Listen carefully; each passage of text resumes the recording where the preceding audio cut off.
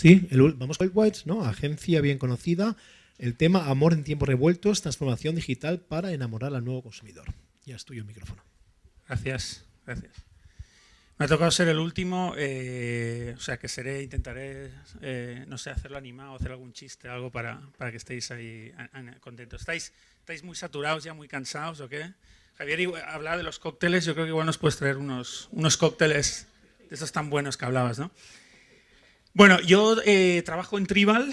Tribal, para los que no conocéis, es una agencia que básicamente hacemos productos, servicios y experiencias digitales, ¿vale? Para, sobre todo, solucionar problemas de negocio. Nos gusta hablar de negocio, siempre hablamos de negocio, ¿vale?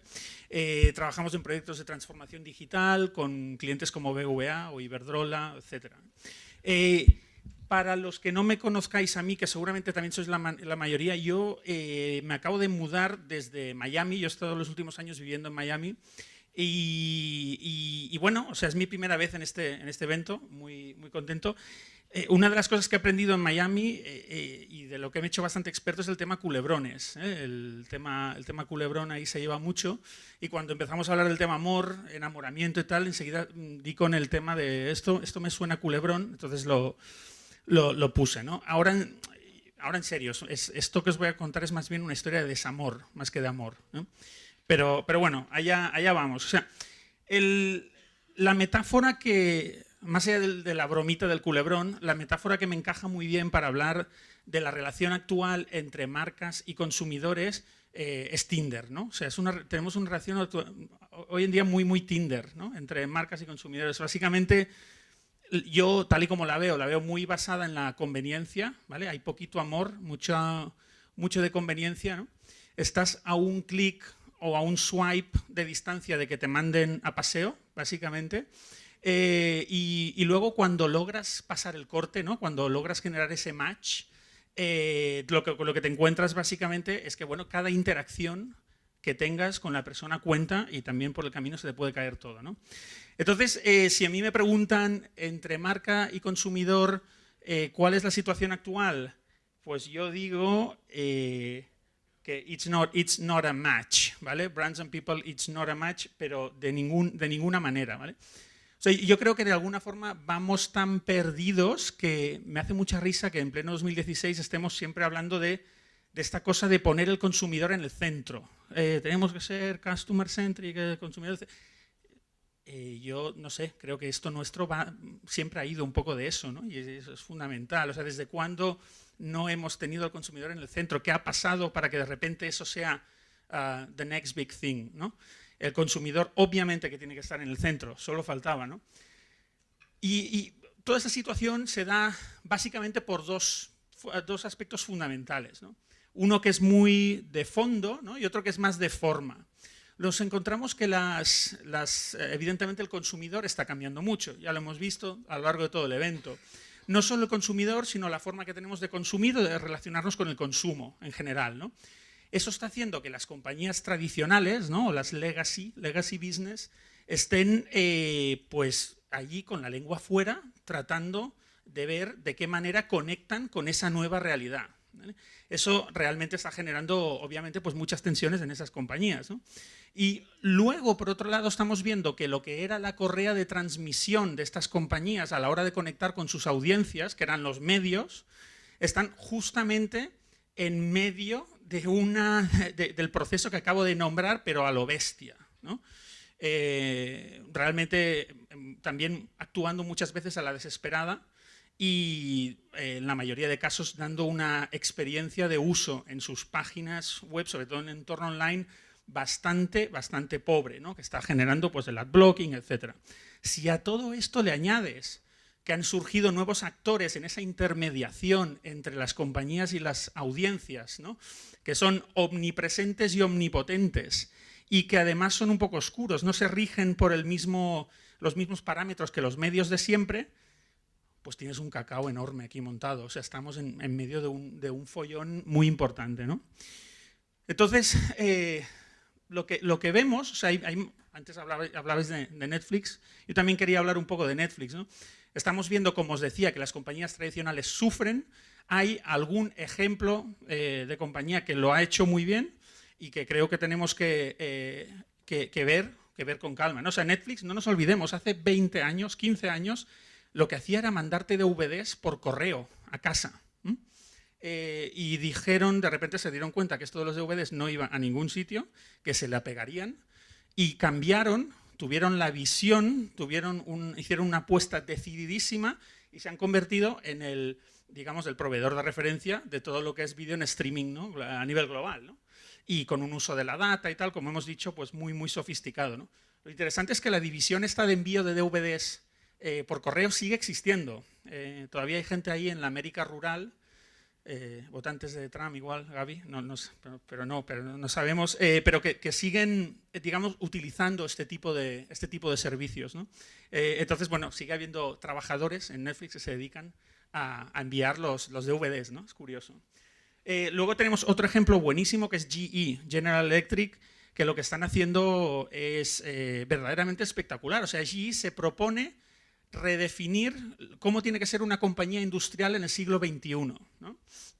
Y imaginaos lo que es mover un monstruo como GE, un monstruo industrial que fabrica cosas, ¿no? Pues ellos se lo proponen y hacen una apuesta decididísima hacia ello que les está llevando por muy buen camino. Están ahora mismo lanzando soluciones como el Predix Reader que básicamente lo que hacen es monitorizar a través de data toda la vida útil de un producto, cualquier producto que fabrican, ¿no? Y con todos esos datos lo que hacen es constantemente pues ir mejorando los diseños, anticiparse a problemas que puedan surgir con esa pieza, etcétera, etcétera, ¿no? O sea, GE, después de 75 años sin crear una unidad de negocio nueva, han creado una, por fin, que es GE Digital, ¿no?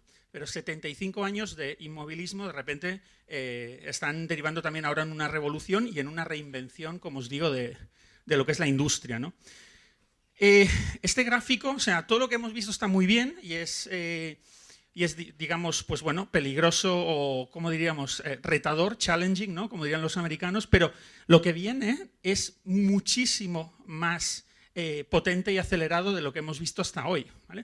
O sea, este gráfico de este señor, de Frank Diana, es muy interesante porque básicamente lo que te muestra es cómo las diferentes innovaciones, ¿no? Y las diferentes tecnologías se van a ir cruzando, van a converger y eso va a generar una transformación exponencial en los próximos 20 años. Algunos dicen que la transformación de los próximos 20 años será superior a la que hemos experimentado en los anteriores 300, ¿vale? Y eso es porque esa convergencia de tecnologías e innovaciones generará nuevas tecnologías y nuevas innovaciones con las que ahora mismo no podemos ni soñar, ¿no? Y ya lo estamos empezando a ver, el tema de los coches autónomos, el tema de las mejoras y las innovaciones en todo lo que es el campo de la salud, las ciudades inteligentes, etcétera, etcétera, etcétera, ¿no? Cuando decimos este tema de que la transformación será exponencial, ¿sabéis lo que quiero decir, no? O sea, básicamente queremos decir que no tenemos ni idea de lo que va a ocurrir. Pero ni idea, ¿vale? Porque lo que hoy es así, dentro de 2 o 3 años puede ser completamente distinto, ya que esas nuevas tecnologías e innovaciones, cuando han interactuado, han generado nuevas innovaciones, nuevas curvas de disrupción, ¿no? Es curioso porque con el coche eléctrico, por ejemplo, coche autónomo, había unos investigadores muy sesudos, ellos, no sé de dónde, ¿no? Que hablaban hace, yo qué sé, un año, año y medio, de que en 2035 habrá 100 millones de coches autónomos, ¿no? A los 6 meses tuvieron que decir, no, perdón, en 2035 habrá 700 millones de coches autónomos. O sea, en 6 meses, 7 meses tuvieron que rectificar su propia previsión, una previsión muy sesuda, que la tuvieron que rectificar porque es que esto va cambiando de forma muy acelerada y lo que ha ocurrido, insisto, no es nada con lo que viene, ¿no? Entonces, claro, yo soy una compañía y dices, bueno, pues si ahora ya voy con la lengua fuera, ¿qué va a pasar cuando todo esto se acelere, ¿no? Cuando todo esto se dispare, ¿no? de esta manera? Entonces, la gran pregunta es esa, ¿cómo manejo una transformación tan acelerada, ¿no? Esa es la gran pregunta. Lo primero que creo que tenemos que plantearnos es que vivimos en la que se domina, ¿no?, la experience economy, ¿no? La economía de la experiencia, ¿no? Esto es una teoría de estos señores Pine and Gilmore, y que básicamente lo que te está diciendo es que los productos básicamente en su gran mayoría están totalmente comoditizados, ¿no? Y lo que valoramos, lo que realmente nos hace dar valor a algo es la experiencia que hay alrededor de esos productos, ¿no? Luego ya están hablando de la siguiente fase, que es la transformación, pero básicamente transformación es un siguiente paso en esa experiencia, ¿vale? Pues en eso estamos, ¿no? Y entonces lo que veis es, por ejemplo, este ejemplo que es muy bueno, que es el ejemplo de los cafés, donde básicamente ves cómo Starbucks fueron muy listos, lo entendieron enseguida y aplicaron ¿no? un bien que costaba pues $1 o podía costar $1 como un café, gracias a aplicarle esa capa de experiencia que han sabido hacer con tanta gracia a la gente de Starbucks, lo pueden vender por $5, ¿no?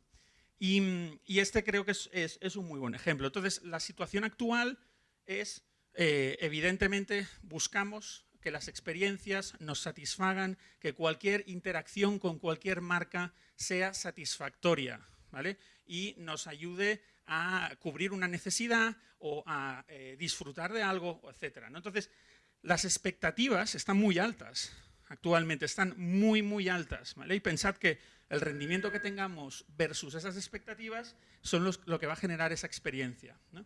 Y digo que las expectativas están muy altas porque, claro, la gente hoy en día, aunque esté comprando algo que no tenga absolutamente nada que ver con un hotel o un apartamento o un coche o lo que sea, ellos ya tienen como listón la experiencia que tienen en un Airbnb, en un Uber, en un Amazon, en un lo que sea, ¿no?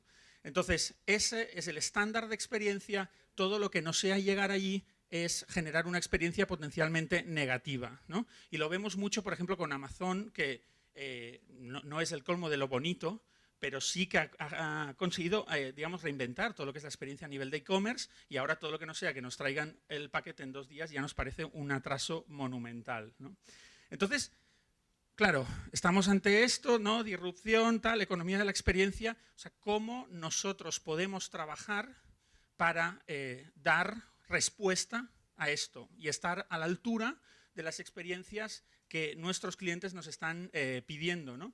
que les estemos ofreciendo, ¿no? Entonces, nosotros en Tribal, yo personalmente, nosotros en Tribal, creemos, se ha descuajeringado la tipografía, pero bueno, se entiende. O sea, creemos mucho en lo que llamamos design thinking, ¿no? Antes Laura, hablando de IKEA, lo ha nombrado, y de verdad creemos que es un roadmap y una mentalidad, ¿no? Un mindset que nos puede ayudar mucho a la hora de empezar a trabajar de una manera mucho más dinámica, mucho más orientada a generar esas experiencias de las que estamos hablando, ¿no? ¿Qué es Design Thinking? Entonces, nos gusta poner estos nombres así rimbombantes y tal, que suenan muy bien, pero al final del día tampoco es tan complicado, no tiene tampoco mucho misterio. Es aplicar las técnicas que tienen los diseñadores a la hora de resolver un problema, y no hablo de diseñador gráfico, hablo más de un diseñador de una silla, ¿no? Aplicar esas técnicas, esas estrategias a la hora de solventar cualquier tipo de problema de negocio o de no negocio o social o lo que sea, ¿vale? Lo que vemos es que es una disciplina que se puede aplicar a cualquier tipo de proyecto en el que busquemos hacer algo mejor que lo que ya hay, ¿vale? O sea, no se trata de diseñar nada, no se trata de... No, o sea, siempre que queramos buscar una mejora respecto a lo que hay actualmente, aplicar lo que es el design thinking es altamente recomendable, ¿vale? ¿Y por qué? O sea, porque realmente generamos innovación de una forma, a veces casi sin darnos cuenta, solo con aplicar esa metodología, ¿vale? Esa metodología lo que hace sobre todo es combinar 3 factores fundamentales. Uno es primero entender muy bien la necesidad concreta que estamos atacando, cuál es el problema concreto que estamos atacando, ¿no? Entenderlo, y son problemas siempre muy centrados en la experiencia de las personas, muy centrados en la human experience. Eso hay que tenerlo muy presente y como punto de partida. Segundo, son proyectos que se encaran con departamentos mezclados, ¿no? Multidisciplinares y profesionales de diferentes campos dentro de la compañía, ¿no? Si a eso además le añades que son proyectos que una vez se da con una solución se pasa inmediatamente a prototipar y a testar, para ver cómo funciona y dentro de los prototipos y los test que sacamos decidimos cuál es el mejor y vamos adelante. Realmente se genera una dinámica donde los empleados que participan en ella pueden sacar mucho más partido de su creatividad, donde pueden sacar mucho más partido de su experiencia y de compartir un poco esas experiencias con gente de otros departamentos, ¿no? Como os digo, pues eso, no dicen lo de cómo es try something, make something, sí, try something, make something, es muy de probar, de intentarlo y de si te equivocas, volver a probar, ¿vale? Tiene mucho esa filosofía. Entonces, si avanzamos a la siguiente, que no me avanza por algún motivo extraño, si igual le puedes dar con la tecla, ¿no? Si no va por aquí. Ahora, esto, la gente de IDEO, que son un poco los inventores de todo esto hace como 35 años, lo definieron como el cruce entre un deseo o una necesidad a nivel personas con lo que puede o no puede ser viable a nivel de negocio y lo que nos permite o no nos permite hacer la tecnología. Cuando cruzas esas tres bolas, lo que tienes en medio son las soluciones vinculadas a Design Thinking, ¿no? Tiene un proceso, ¿vale?, que os invito de verdad a que buceéis en la red y os informéis y empecéis a incluso a sondear internamente la posibilidad, 3 minutos, la posibilidad de empezar a aplicar este tipo de dinámicas en vuestro trabajo, ¿vale? Os lo animo de verdad. Básicamente son 6 fases, 2 que están muy vinculadas a la comprensión del problema concreto, ¿vale? Y es una fase súper importante porque además está muy apalancada en entender cuál es el problema real, ¿no? O sea, muchas veces es muy distinto cómo realmente te haces la pregunta, ¿no? Si tú le dices a alguien, pues diséñame unas tijeras mejores para cortar el papel, ¿no? Entonces tú le das una vuelta a la tijera, pero si en cambio planteas el problema como de qué manera puedes cortar mejor papel, ¿no? Entonces igual te planteas diseñar algo completamente nuevo y completamente distinto. O sea, esa formulación del problema es completamente fundamental en esta primera fase. Entonces, mediante observación, entrevistas, etcétera, se aprende muchísimo, se baja mucho al terreno, ¿no? Luego, la fase de ideación y prototipado, y luego testado y la implementación, ¿vale? Son los 6 pasos. Como os decía, no se utiliza en diseño de productos, se utiliza en todo, se puede utilizar en todo. Estamos viendo cómo se están diseñando cepillos de dientes que se querían convertir en, ¿no? El brief que recibe la agencia es, quiero que esto sea tipo, ¿no? Wearable o de estos que traquea tu actividad, un cepillo de dientes y tal, y hicieron investigación y vieron que no, que las personas lo que querían era un cepillo que se cargara fácil, ¿no? Entonces realmente reformularon la idea y generaron un cepillo que se carga muy fácil, un cepillo de viaje, ¿no? Procesos de empresas y, digamos, metodologías de aprendizaje, de formación interna en las empresas. Se está trabajando muchísimo con esta metodología para entender exactamente cuáles son las necesidades de los empleados, porque muchas veces no se trabaja bien desde ese punto de vista, ¿no? Y luego para toda la parte de innovación social hay un montón de problemas sociales que se están atacando desde esta perspectiva, desde esta dinámica y desde esta metodología, ¿no? Y acaban de hacer un proyecto en Camboya, por ejemplo, donde han rehecho todo lo que son los sanitarios a partir de estar ahí, convivir con las personas, entender exactamente cuáles eran sus necesidades, empezar a prototipar, testar con las personas, ver qué funciona, ver qué no, y al final aterrizar un producto que, digamos, satisfajera esas necesidades, ¿no? Entonces, bueno, transformación digital y todo esto está muy bien, es una retórica yo creo que un poco manida, ¿no? Yo sí quiero que os quedéis con 3 cosas que creo que son importantes, transformación digital al margen, y que creo que realmente son fundamentales para que apliquéis a vuestros trabajos, vuestras empresas, etcétera. Son 3, básicamente. Uno es la visión, ¿vale? Y la visión es entender el mundo en el que vivo, qué quiere el consumidor, dónde está mi sector, hacia dónde vamos, tener un poco esa visión, y esa visión también combinatoria de tecnologías y de innovaciones que, como habéis visto, genera la curva, ¿no? Esa visión es fundamental. Luego, por otro lado, rapidez. Tengo los procesos, digamos, dentro de la compañía que me permiten una toma de decisiones rápida, ágil. Estoy atacando a los problemas de una forma rápida y dinámica, ¿vale? Eso es un tema que tal. Y luego, ensayo-error, esta mentalidad de pues vamos a probar y si no funciona, probaremos otra cosa, testearemos, etc. Entonces, la cultura, el talento, la tecnología, los procesos, todo eso está muy bien y es muy importante. Pero yo lo que os diría es que generemos el marco dentro de las organizaciones y mediante estas 4 palancas para lograr estas 3 cosas, que es visión, rapidez, ensayo-error y nada, creo que con esto uno puede afrontar mucho mejor las incertidumbres que vienen, que evidentemente, como habéis visto, son bastante importantes. Y con esto termino. Gracias.